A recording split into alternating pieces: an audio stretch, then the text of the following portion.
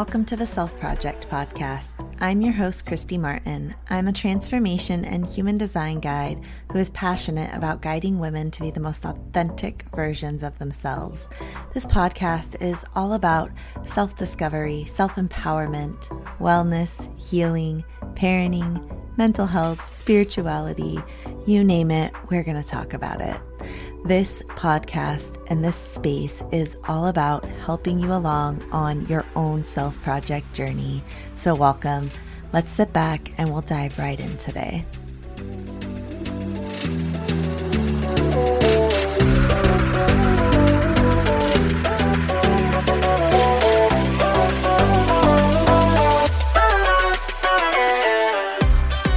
Welcome to the show today, Adrianne Delgado. And Adrianne is a registered dietitian, a business owner, and a fellow mom to 5 kids. So she helps clients reach their health goals by educating them on what food works best in their body and helping them identify challenging mindset blocks holding them back from success. And I just have to say, I'm really thankful to have you here today. I'm very excited to have you here. We started talking a little bit before I started recording, and I'm like, wait, this conversation's too good. I've got to start recording. So I just have to say, Adrianne, thank you for being here. If you did not mind, will you share a little bit more about yourself with us and what kind of, led you to this path of wanting to help people in this way? Yeah, well, first, thank you for having me here. I'm just super excited to help people. I mean, honestly, that's my passion. That's my heart. I started actually in the medical field. I was in school as a pre-med major. And one of the things that our school did was it was called the Future Health Professionals Club. And it allowed for different specialties to come into our club, whether it was like pediatricians, cardiologists, gastroenterologists, and they would come and speak to their specialty to help us maybe get an idea of what path we wanted to go to in medicine. And one day I'm listening to this pediatrician talk, and I just shot my hand up into the air out of nowhere, kind of surprised myself actually. And I said, do you have kids? Do you get to see your family? What is your schedule like? And it kind of threw him for a loop because, he's answering questions about specific medical issues in his field. And here I am like, how often do you see your kids? And how many kids do you have? And because honestly, I just started to realize like, if this is the path that I'm going to go towards, because I love helping people and I love science. So just doctor is what you think about when you put those two together. I was like, I don't know if this is going to work so well with my dream of also being a mom. And I always knew I wanted a large family. So next day I signed myself out of pre-med. I started looking at the course collection guide because I was like, well, what can I study that I don't have to lose my calculus or my physics or my anatomy classes? And I stumbled across nutrition and never looked back. It's just this perfect blend of being able to meet that passion of mine and do it in a practical way that allowed me to also keep my dream of being a mom and being there for my kids. So every day I can't believe I get to do what I do because it's perfect. Awesome. I absolutely love that. And, I think too, that this is such an area, nutrition, where, we were talking a little bit earlier, like we all know what we should be eating, what we shouldn't be eating. We've all heard all these things coming at us, but I feel like this is still such an area that we struggle with, that we do lack knowledge on, that, we do, fully even understand. So I think that, what you're doing is important in the education and the teaching people in the, we were talking about, being busy, but, having plans, having a plan in place and all these different things. I think it's so important that somebody's talking about it because, it's something we struggle with a lot. Yeah. Well, and honestly, like I said, it's not from lack of knowledge sometimes. Like in certain medical conditions, yes, what foods are going to work best with your body, your blood sugar, your cholesterol. If you have a gut issue or autoimmune disease, yes, there are certain foods that are going to feel better in your body. But I think where so many commercial diets go wrong is they teach you, eat this, eat a half a cup of cottage cheese and 3/4 cup of pineapple. And then 4 hours later, you're going to eat 2 ounces of this and a half a cup. And that may be enough for your body, and it may not be the right amount. But every time you follow somebody else's plan, you no longer put trust and value into your own body and what it needs. And so where I think a lot of diets go wrong is they teach you what they believe to be the correct volume, but they don't focus on the root work.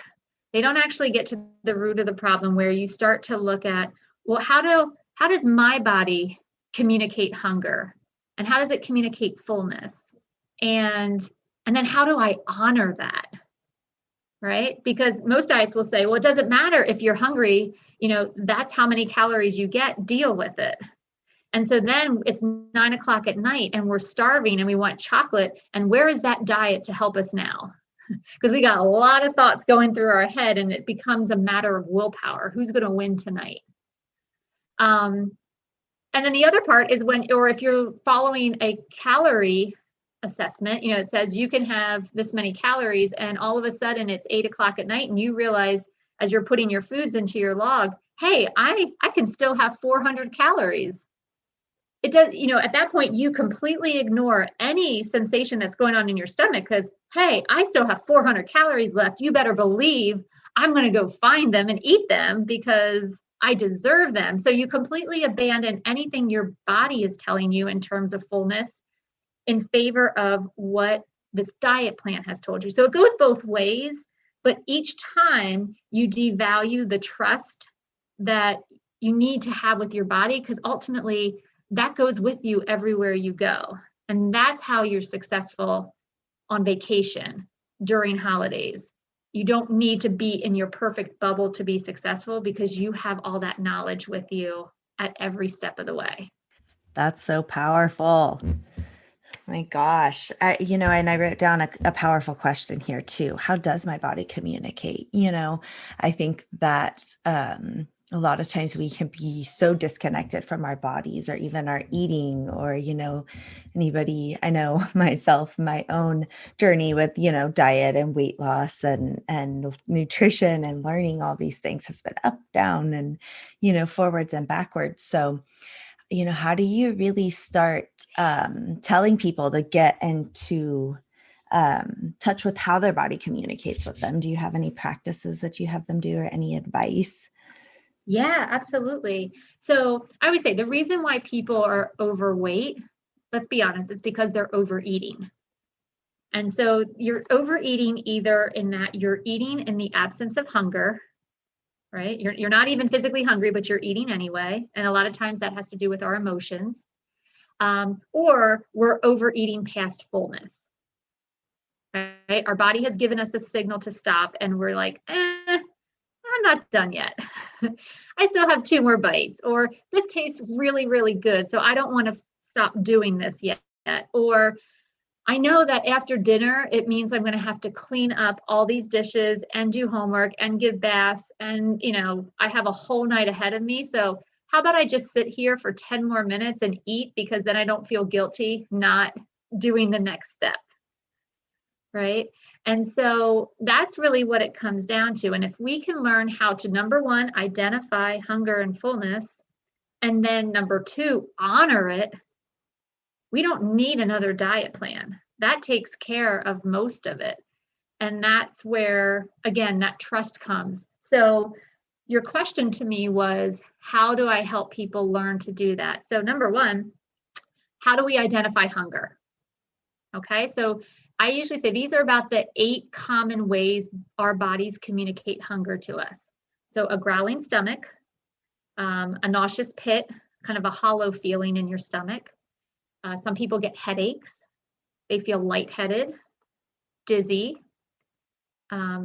shaky, where their hands actually shake, irritability, so hanger, trouble focusing, trouble concentrating. These are the common ways our body communicates hunger. They're all direct responses of low blood sugar. And so every single person has a way that their body communicates hunger. There's usually an early cue and there's a late cue.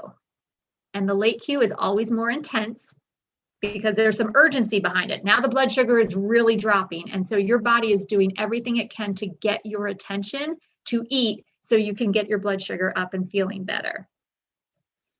Most people assume that their physical hunger signal is a growling stomach because that's just what we've heard. Your stomach will growl if you're hungry, but that's not true for every person.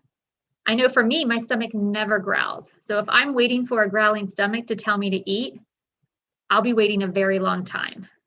There will be a lot of irritability going on. So it's really key to know, how does your body communicate hunger to you? Because then here comes the $1 million question. When you want to eat something and you ask yourself the question, am I hungry? It's going to be really easy to figure out, because if those signals are present, then yes, you're hungry, go eat. But if those signals are not there, then we have a little bit more work to do. Okay, so how are we feeling? What emotion are we feeling? Or, we need to do a little bit deeper root work to figure out what's going on. The other thing that I'll share, and this is usually a really good tip, is when it has to do with physical hunger, it's usually lower in your stomach region or in your head. But when it's an emotional hunger, it almost presents itself as a rattling in your chest. So almost think of like that emotion is trying to escape. For most people, they associate physical hunger with any sensation from their chin to their lower stomach. Any sensation from the chin down must mean hunger. But remember, emotional hunger presents itself as like a rattling in the chest and throat region. So if you're automatically assuming that any sensation from the chin down means hunger, you could be mistaking the two. Oh my gosh.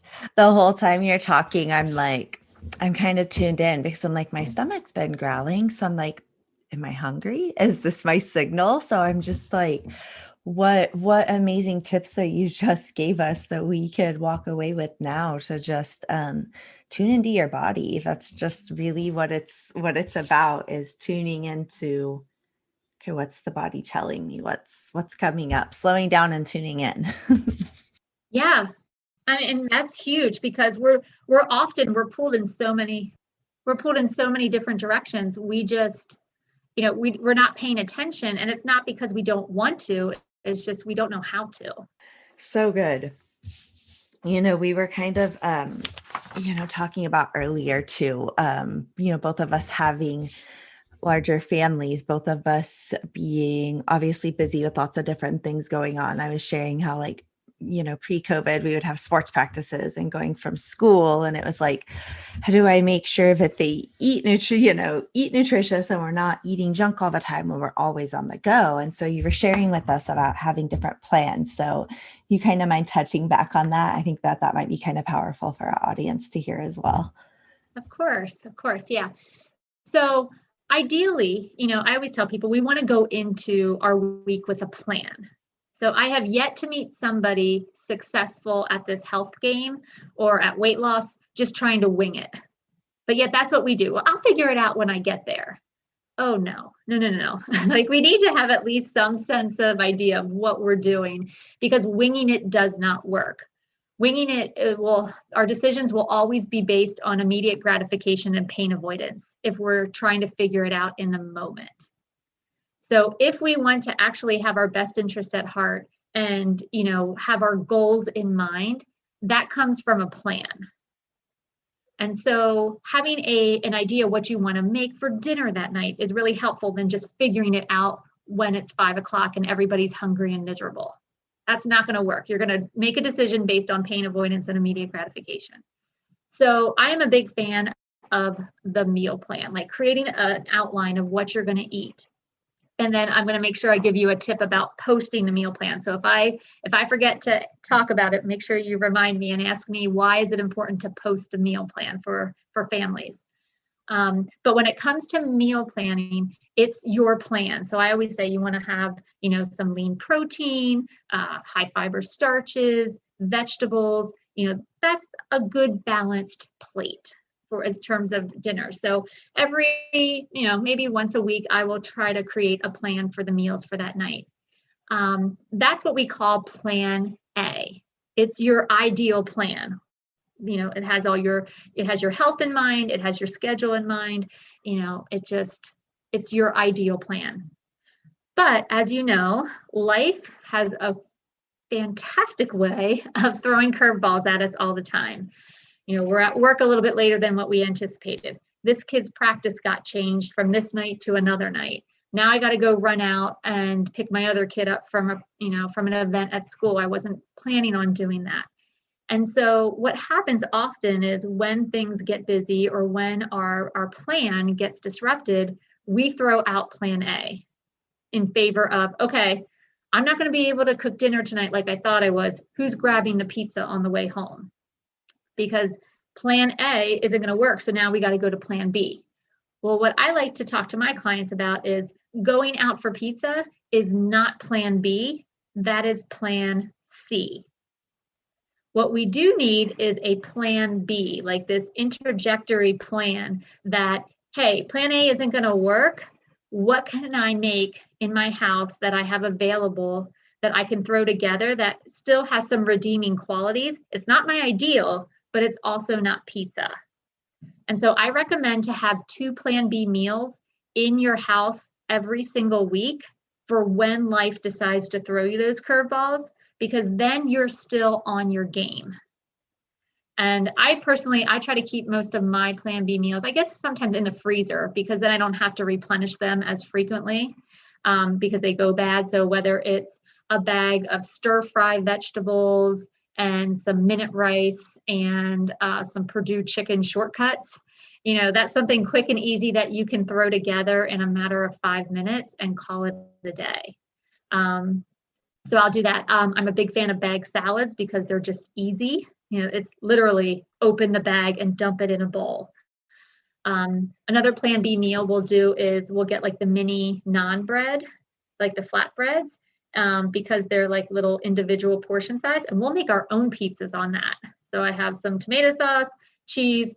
I'll use some like leftover veggies from the night before, throw it on top, bake it at 350 for 10 minutes. Throw my bag salad next to it, there's your plan B meal. So it doesn't have to be complicated, but it does have to get the job done versus going out for greasy pizza, forgetting to order the salad, everyone feeling, oh, after they ate it, and then dealing with the ramifications of that. I feel so exposed. I'm just kidding.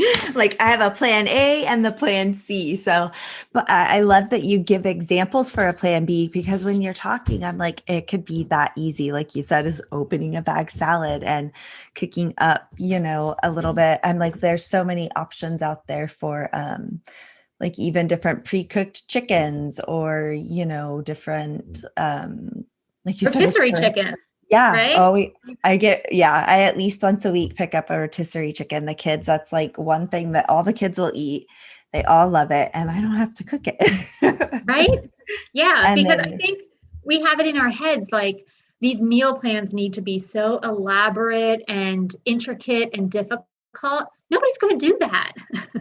Like when it comes down to it, we just need to get the job done. And you can do that without spending hours in the kitchen. It needs to be realistic first and foremost, and then we can start to get more detailed if we want. But sometimes that's where we land. And I think we all move through different seasons. So I know like with different sports seasons with my kids, or just even different seasons, like temperature seasons, every season that we move through, we have to pivot just a little bit and readjust our expectations because there comes a new schedule. And I love what you say too, because even with like the things we're eating, like you were talking about, and you eat the pizza and afterwards everybody's feeling like, ugh, just like, why'd we eat that? I think of, we just had a pizza night last weekend. And yeah, I was like, okay, I'm going to have just one more piece. And it was like, afterwards, I'm like, ugh. But so, yeah. Too far. So I just think it's even powerful to touch into, with these different food choices, again, getting back to how do you feel after them? How does it leave you feeling? Um, that's been really powerful too, in helping me make just better food choices, is stopping myself and saying like, okay, after you eat this, like how do you feel feeling into it? That doesn't always necessarily stop us, but it's still a powerful tool to bring your awareness to that present moment, and give pause to think like, how am I going to feel if I eat this? So I don't know if that's something that you talk about too with your clients. Oh, absolutely. I mean, I know for me, I like to do my workouts in the morning. So, if sometimes it's hard to be motivated. I mean, I've been doing my morning workouts for so long now that it's just part of who I am and what I do. But in the beginning, when you're trying to establish a habit, you don't want any friction along the way. And, a stomach that feels bloated or uncomfortable or sick from the previous night's choices is not going to be a powerful motivator to get in there and start jumping around and doing some type of HIIT class. So I've also learned, like, not only how do I feel after in that moment, but even how does it make me feel the next day? Because I so enjoy that time for myself in the morning when I work out before the kids wake up, that I don't want to compromise that because I made some poor choices the night before. Oh, I can resonate with that. Like my morning time is like, It's sacred. it is. I was say that's like my sacred time to take care of me. That's what I call it. That's my me time to get ready for. Exactly. Oh, I have such a routine around my morning. I have to get my mind right and my body right, and then I can take care of all of you people. But if I don't have that time, then you're getting remnants of me instead of the best of me. Oh my gosh, I love that. I love that. And I think that that's so important too. So I love when I hear that other moms are doing that, because yeah, it's just important for us to pour into ourselves to be able to show up for them. So this has been awesome. So I would really love to kind of switch this to if you would just share a little bit more with us, like how you're helping other people. If somebody wanted to come and they wanted to learn more from you, or they wanted to work with you, you also, I can't talk. You also are an author. I was going to combine the two words. um, so I would just love to know, what are some of the things that you have available that people could come check out? Yeah, so my book is called Nourish, Eat, Repeat: A Busy Woman's Guide to a Healthier Mind, Body, and Life. And so what I did, and Christy, you will resonate with this, is I took stories from our chaotic life, because when you have kids, you've got lots of stories. One time I share the story of the time I had to take my twin daughters into a porta potty, all while we're wearing life vests. So it's like, not only am I taking one child into a porta potty, I'm taking two. And they're girls. So you've got to pick them up and just let the urine run down your arm, because boys, you just kind of pick them up from the back and they can aim in the hole. Girls, you're trying to, like, don't touch anything. And then we were all wearing life vests because we were going on this rafting trip. And so you can't breathe. You've got this big life vest under your chin. You're screaming, don't touch anything, like, don't move. I mean, it was chaotic. Meanwhile, where's my husband? He went down to pick out a good raft, as if there was such a thing. But he had the three boys with him. He's like, well, I didn't know you needed my help. I'm like, who doesn't need help in a porta potty ever? But, that's for another story. But anyway, so I take stories like that, just funny stories that all moms can relate to in one way or another, because that's, how we connect through our crazy stories. And I connect those stories to nutrition lessons. So I basically, like, okay, so let's talk about pee and urine. how much water do we really need to drink in a day? And so I take that story and then I link it back to a nutrition lesson where there's very practical information. And I think I want you to think chicken soup for the soul. Like the stories are short, they don't build on each other, so you can pick it up, read a couple pages, set it down. It's geared for, the busy person who doesn't have time to sit and read a 400-page novel about how to integrate nutrition. It's okay, give me these quick wins and make it funny so it keeps my attention, where I can be like, oh, she gets it. This isn't an expert talking down to me. This is my best friend giving me a call and saying, you won't believe what happened. So that's the premise of the book. And then at the end of every single chapter is what I call 5-star recipes. So there's 2 5-star recipes at the end of each chapter. And I call them 5 stars because I can get 5 out of 5 of my kids to eat them. So my thought is, if I can get my crew, and I've got some pretty picky, eaters, you're not gifted with, great eaters just because you're a dietitian. If I can get all 5 of my kids to eat this meal, chances are you can get 1 or 2 of your crew to enjoy it as well. So that's where that practical piece comes in. Like, do I have to eat like a vegan? Oh, no, you don't have to. If you want to, that's great. But, I have some vegan recipes in there, but I also have some just regular meals that you would find in a cookbook. And so that's what I wanted to do. I wanted to marry the memoir / nutrition how-to / cookbook together and just show people, if this way works for me, maybe you can adapt some of these into your own lives. Oh my gosh, I love that. Love that idea. Where could we find that at? Is it on Amazon or? Yeah, it's on all the major platforms. But yeah, Amazon's probably the easiest way to find it. And then from that, I actually started to create my own podcast called Nourish, Eat, Repeat.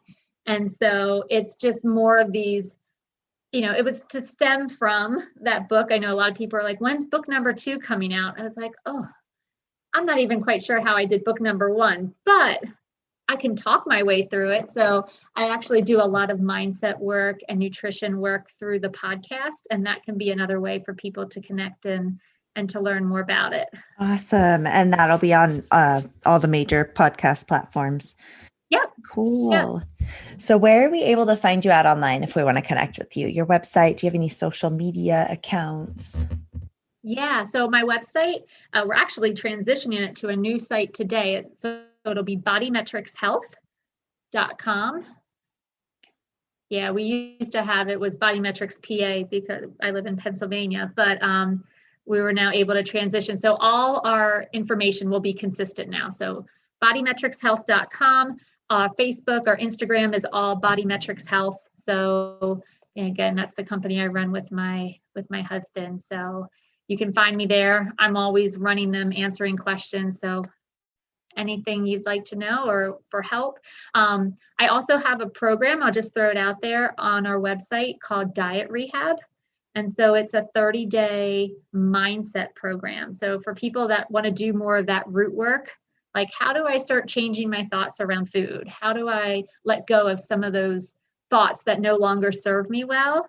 And, start doing the mindset work of how do I think differently around food, my body, my relationship with food. And so that's just something that's available that if people are interested in doing more of that work. I love doing that, and I also love doing the practical stuff. So I love pretty much all of it. Right. Let's just be honest. Yeah, I love bringing all of it together. That's awesome. I just have to thank you so much for being here, for sharing with us today. Everything will be linked up in show notes. So if you want to connect with Adrianne, you'll be able to scroll down and be able to click right on over and connect with her. So as we kind of close out, did you have any maybe final words of advice or just a final message for us? Yeah. You know what? Do you mind if I circle back to that posting your meal plan? That's okay. I just remembered it. I'm like, you know what? I'm going to use this as my final thought, even though it's not maybe a summary, but it's one more tip that's going to change your world, especially if you have other family members in your house. And, some of them are hard to please.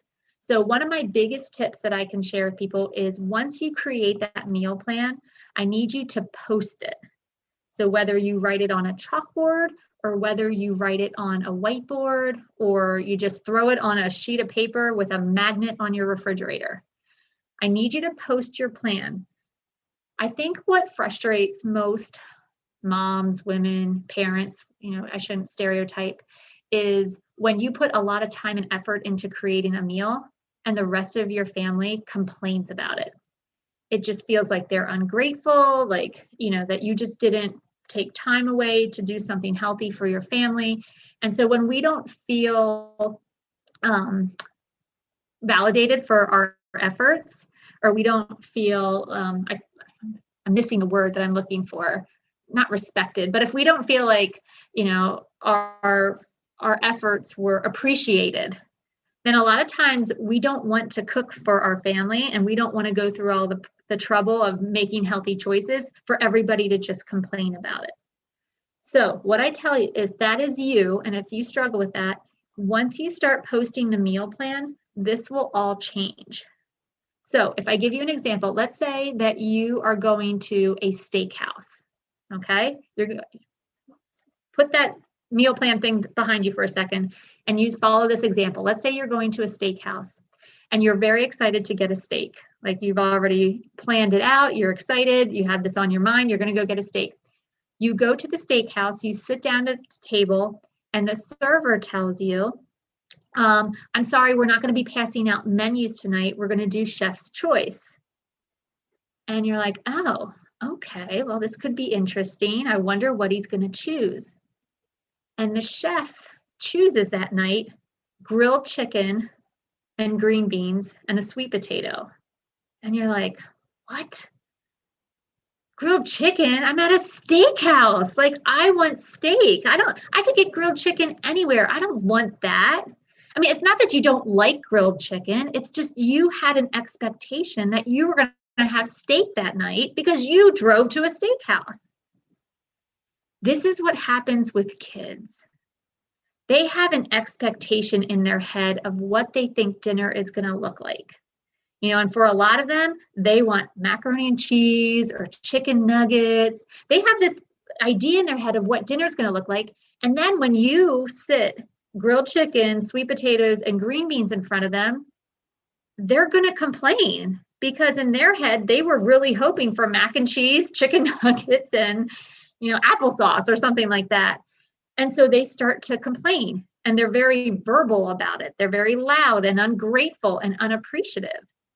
And it's not that you did anything wrong or that they don't, appreciate your efforts. It's just that their expectation wasn't met. And so you hear about it through their complaints.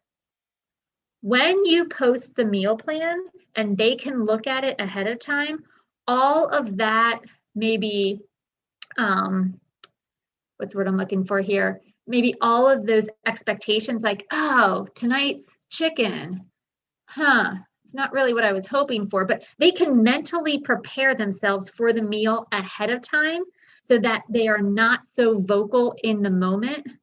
And that is everything. So I tell people, it's not that your kids won't complain, they will just complain less. And when your kids complain less and there's more harmony around the mealtime, you are more motivated to stick with it. And so something just as simple as posting the meal plan and making sure everybody's expectations are where they need to be can be the difference between you continuing your journey and you quitting and not doing it anymore and just going for the pizza because, nobody appreciates it anyway. And then especially if the kids can see, okay, well, tonight's grilled chicken, but tomorrow is going to be mac and cheese. All right, I can get through tonight because I know tomorrow is going to be something I like a little bit more. So I know that was a very long tip, but I just think it's so helpful when everybody is on the same page because that's how we continue to do this nutrition thing long term. And that's how we start changing lives. Oh my gosh, I feel like that was so powerful. Just for me, I feel like that was a great tip because, yeah, when you were saying, I'm like, nobody appreciates these healthy meals that I make, and just something as powerful. I'm like posting a meal plan because my boys will even wake up in the morning. They'll be like, what are we having for dinner tonight? And I'm like, guys, we haven't even gotten through breakfast. Like, Adrianne, I just have to thank you so much for being here today. I feel like you've given us so much powerful wisdom, so many tips. I feel like you've seen into my soul with my struggles with my own children. So I just have to thank you again, giving your time, being here today. It has been a pleasure. Of course. Thank you.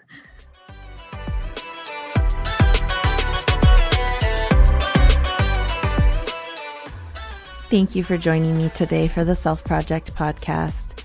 Come and connect with me over on Instagram at _Christy Martin and let me know what your takeaways were and what you want to hear more of. Make sure you subscribe to the podcast so you don't miss any of these awesome episodes. Leave a review if you love the show, and I will see you next time.